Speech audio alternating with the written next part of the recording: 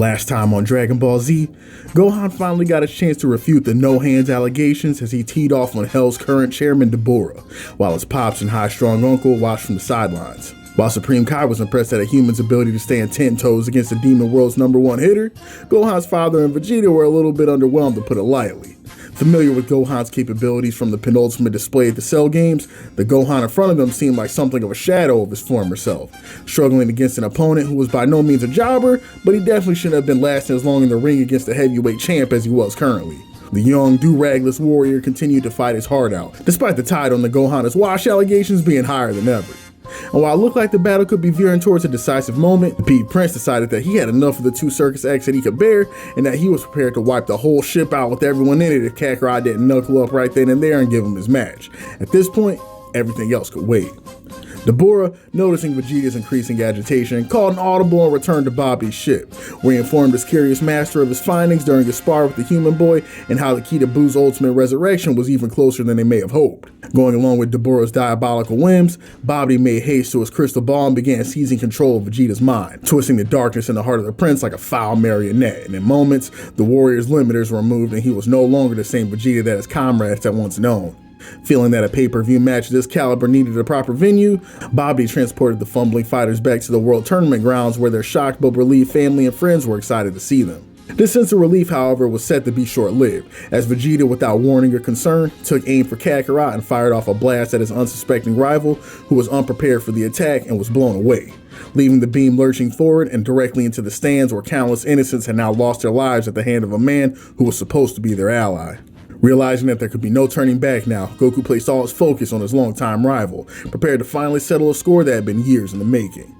Our perspective returns to Vegeta, whose wry smile just barely managed to hide the pain and desperation boiling underneath the surface, as he gives an ultimatum to the man he feels responsible for his current anguish. "You will fight me, clown. That is, unless you want even more worthless lives weighing on your conscience for your refusal to give me what I'm owed." Goku glares back with a mix of confusion and subtle pity, chastising the man who's supposed to be his greatest rival for deliberately letting himself be enslaved in order to indulge his fantasies. Gohan and Kai look over damn near at the same time. Hold up, this man purposely let himself catch the Majin tramp stamp? But for why though? But time was up. Vegeta once again raised his hands and in a flash, destroyed yet another section of the World Tournament's venue. He was no longer asking. As Goku stared at him in utter disappointment and disgust, the English dub of this moment gives us a line that I absolutely love as Vegeta looks Goku in the eye shortly after the assault and says, "Tell me, is it slavery when you get what you want?" This line has so many layers, man. It is so good. This right here is a grade A reason why I will always advocate for people both watching and reading the series, because it's truly a different experience depending on how you consume it, and watching the ways different moments get fleshed out between all the different versions makes a rewatch something a little bit different every time. Real quick, let me just nerd out in the Vegeta bars fast. This line is so godlike because it really showcases just how desperate and not okay Vegeta has been after all these years following Goku's death. There's two things I feel that are key to Vegeta's character. The first one we'll hit is the homie's experience on the Frieza Force. If we go all the way back to the Saiyan and Namek saga, one of the most significant pieces of character development is Vegeta's hatred of Frieza for enslaving his people and making a mockery of the strength and pride that the Saiyans founded themselves on. A man like the Prince was so geeked about those Zenkai boosts precisely because he thought with his newfound power, he'd finally be able to knock the lipstick off that smug androgynous reptile and regain a sense of karmic peace knowing that it was a Saiyan who zeroed out that demon after all he and his lineage had been put through. And the other key to understanding Vegeta is the significance of that all-important pride my man goes on about that we briefly mentioned earlier. Vegeta has proven time and time again that he would literally rather endanger his own life. Actually, scratch that. He would endanger the fate of the entire universe as everyone knew it before he would depend on the power of others to overcome a challenge that he felt he should be up to himself. And here, with the inoculation of the Majin tramp stamp, we see Vegeta fold on two of his core principles in order to get this boxing match with Kakarot. Not only was he willing to run the risk of being enslaved by that utter waste man Babidi, but he was willing to depend on the magician's power that he hadn't earned, because at this point he felt that was all he had left to lean on. The only thing that he could point to that still let himself and others know that he was Prince Vegeta. So this leads us all the way back to that initial quote, "Is it slavery when you get what you want?" I would 100% argue that it is. While homie can sit there and cap all he wants about getting what he wants, which for people who know Vegeta know he's in crazy levels of denial at that moment, bro was absolutely still enslaved. He just so happens to be answering to a different master this time. Bro was a slave to his own mental. That feeling of jealousy and bitterness to Goku is what's been keeping Vegeta from his highest peaks, outside of his hairline, since he lost that beam struggle in the wasteland all those years back. And if you really want to get deep about it, this whole section of the story is low-key about freedom and is the reason Goku is so heated at Vegeta for acting the way he is. Not only is bro not a fan of the innocent loss of life, but the idea of the prince squaring up with him because he's being ordered to rather than doing it out of his own desire to test his limits disgust that man Goku in a fundamental way. Because if we talked about in the past, Goku's basically the essence of freedom and self-improvement, and his journey to reach the apex of power with Vegeta goes way farther than some villain of the week's world domination plans.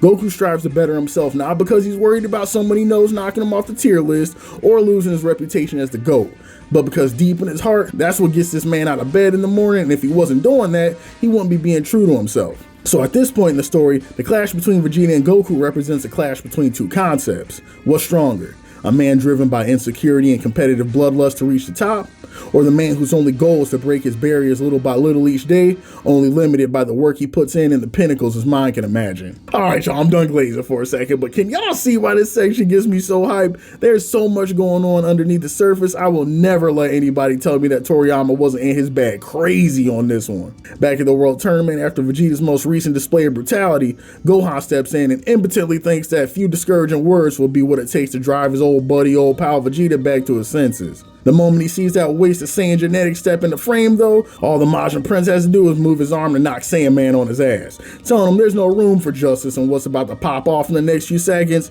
and to stand down and stand by while he chops it up real quick with that circus clown of a father. Goku fires back like, damn, why gotta be all that? Then immediately powers up to Super Saiyan because he knows they are past the point of no return.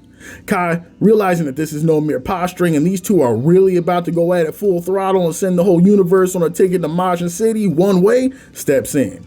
Once again, he mistakenly views Kakarot as the voice of reason, telling him to reconsider the match this instant and that by going along with the fight, he's basically handing Babidi the dub and dooming the planet to annihilation.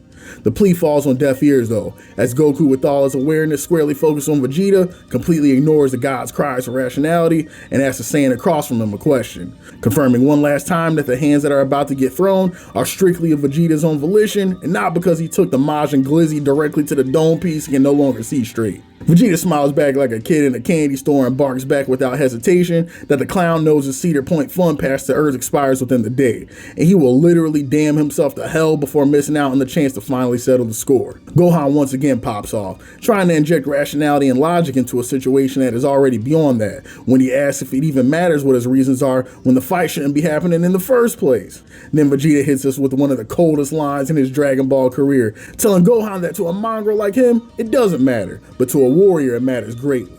Circling all the way back to that point I was yapping on and on about earlier in regards to freedom and free will being such an important theme in this part of the arc. Despite basically having sold his soul for the Majin boost, Vegeta knows better than anyone that fighting with Kakarot if he were an empty puppet being controlled would mean less than nothing.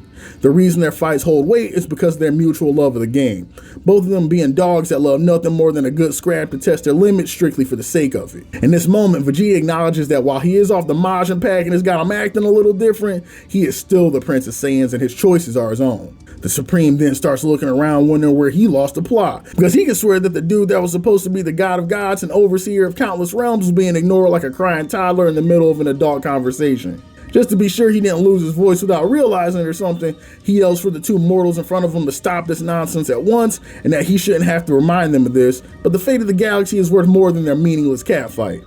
If by now Vegeta wasn't at the end of his rope with this fella, that sealed the deal, because the minute he heard meaningless, he let the blue man have it. Meaningless? What could you possibly know of meaningless, Kai? How about you come back and talk to me when you spent the better part of your life enslaved by a man who thought of you less than garbage and reduced your numbers to single digits? You go through that kind of hell and tell me what means more than power, what means more than the strength you gather with your own two hands. I am a warrior of noble blood who was destined to take the throne of a mighty empire, and yet I was bested, overcome by this mongrel of a Saiyan at every turn. This piece of garbage even saved my damn life. He took my pride, and the only way to repay such an insult is with his own life. Man, chills, bro. Every time I hear Prince get the popping off in this section, this moment is so sick because for the first time, we finally get a look at what is going on inside Vegeta's head and exactly what it is about Kakarot that triggers him so much. It's not only that Goku surpassed him in power, it's the fact that for Vegeta, this was his whole identity, and without the pride that he had in his strength, what was he? He was a prince without a court, a would-be king forever damned to second fiddle because the empire he was promised was destroyed by the man he was too scared and too weak to stop. If even his own power wasn't enough anymore, then Vegeta felt like he had nothing left and that emptiness was too much for the dude to bear. Having zero ways to cope after refusing to see the damn BetterHelp counselor Bulma kept throwing in his face at family dinners, the only outlet he had left was Kakarot. The homie projected all of his insecurities, anger, jealousy, and general fear about the situation onto the only man he ever felt surpassed him, and by throwing away his humanity and besting him in combat, he hoped to be able to justify his might makes right philosophy and avoid dealing with the true problem, the fact that the Earth and all his homies had changed him in a fundamental way, and that the Prince of Battlefield Bloodlust now had a son and a baby moms, and attended cookouts on Sunday with Yamcha while playing badminton in the backyard. Come on, the rest of the gang is here too. Let's go over and make a big entrance together. Yeah, sure, let's go see Yamcha. This section actually reminds me of one of my favorite series, Berserk, R.I.P. Kentaro Miura, and it's this part where Guts, who's known for raging at this point, takes a brief break and goes to visit this blacksmith who was looking to repair his equipment. And while they're talking, the blacksmith hits him with some absolute bars, telling Gus that anger is the place that a man that can't deal with sadness goes. And I think this applies to Vegeta 100%. Goku looked wordlessly at Vegeta. You could tell the homie was soaking in everything that he said and had deep respect for the dude, despite the fact that he knew he was going to have no choice but to clap his cheeks in the next few minutes. Hey Babidi, I know your ugly ass been listening this whole time. If you hop on stage select and get me and Vegeta to the place where no one will get hurt, now I'll play along and give you the show you've been looking for. Supreme Kai got absolutely sick to his stomach hearing Goku say that, boy. Little bro damn near dropped to his knees, no pause. Realizing that the nice guy routine was going nowhere, Bozo the Kai over here thought that if he got a little bass in his voice and started asserting his authority, the Earth fellows would have no choice but to comply. Because what were they gonna do if he stepped in? Boom, a god? Goku, I will have no more of this. If you want to continue, this fight will have to happen over my dead mohawk. Goku stared at the man in silence as everyone, including Vegeta, awaited his next move. That's when this man Goku did the unthinkable and raised his hand directly in front of the Kai, no words spoken, just key charging and vibes. Even Vegeta looked at bro and was like, well, I'll be. I mean, I already knew I was going to hell, but color me surprised, Kakarot. We might make a Saiyan out of you after all. Supreme Kai just stood there, mouth open, catching all manners of insects, and disbelief that even the protagonist was prepared to zero him out of the story at this point. Gohan had the same energy as Supreme Kai too, just staring at his pops like, damn, my pops is acting totally different right now. Goku continued key charging though, and the beam of light in his hands grew stronger. This was a standoff that Supreme Kai knew he wanted no parts of. Realizing the jig was up at this point and grieving the reality of how little motion his name carried in the streets now, Shin stared at the ground and hit the Winnie the Pooh, oh bother, and told Goku do as you wish. Back in the spaceship, Babidi was busting in wide open sexual style and hitting the gritty as he watched Supreme Kai get little bodied by the Saiyan knuckleheads. Once he got tired of hitting his victory emote, Babidi agreed to Goku's request and used his level editor to take them to a secluded wasteland where the two could get nice and intimate with few witnesses. In the World Tournament arena, we get a quick glimpse of Satan gassing up the announcer, letting him know that those freak shows were lucky they ran away because his IBS was just starting to clear up and he was able to move his legs again. Then our view returns to the main event where Shin reluctantly decides to move forward with Plan B, telling Goku his intentions to bring his son with him to the inner sanctum where the two of them will try to cook Babidi and Dabura in the air fryer and put a stop to the ceremony before Boo's able to reach full power.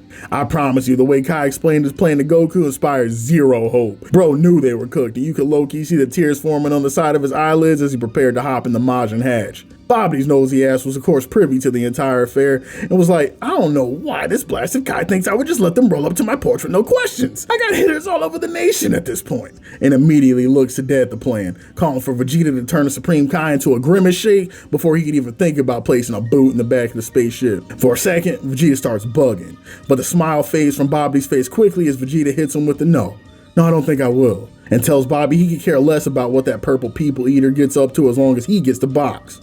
And here, on the precipice of this historic match, is where we'll call it.